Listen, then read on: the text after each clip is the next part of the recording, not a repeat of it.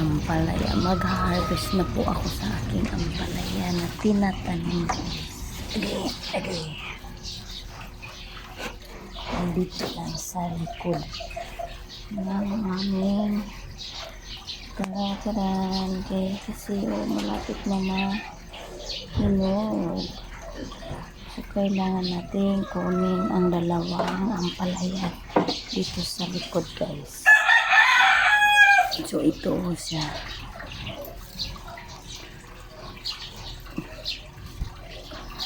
Nandito na ang ampalayan dalawa. Yan. Kunin ko na. Wow! Sarap nito, guys. Kasi ano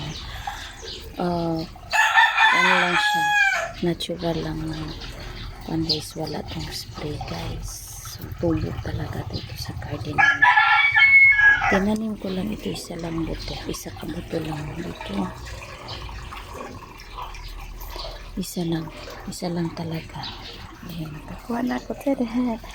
Oh, sabi ang lusog-lusog niya. Dalawa to, guys. Dalawa to. So, meron pa ditong bunga maliit yan. Sana tubo yan. So, dalawang bunga, guys. Lagay ko para dito, guys. So, ito ang pangalawa. Nandito yung pangalawa. Kunin ko nito, guys. Baka ano na siya. So, ito yung pangalawa, guys. Malaki na din. Ayan. Ayan.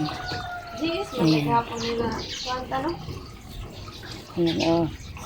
Yan, malaki na din. Dalawa na. So, yung dati isa lang nakuha namin, ngayon dalawa na. Ayan, oh. Dalawa na tubo niya. Malaki na siya. Wow! Ang sarap nito, guys. Lagyan ng itlog. Okay. Isa lang kabuto na tinanim ko dito. Wala kaming area na tataniman. Ayan, nagbunga pa siya dyan. Dyan, wala. Mayroon na naman isa. Mayroon na naman isa dito. Nakagulay pa may ani na marami. Nakawasarap na gulay. Day, dawatas na day. Ayaw pagkatakatawa diya. Nakadori ako kuan. Napod isa o munta madayon na siya. Nalira dyan taan. Akong kamonggay. Tsaka wala na ito lang.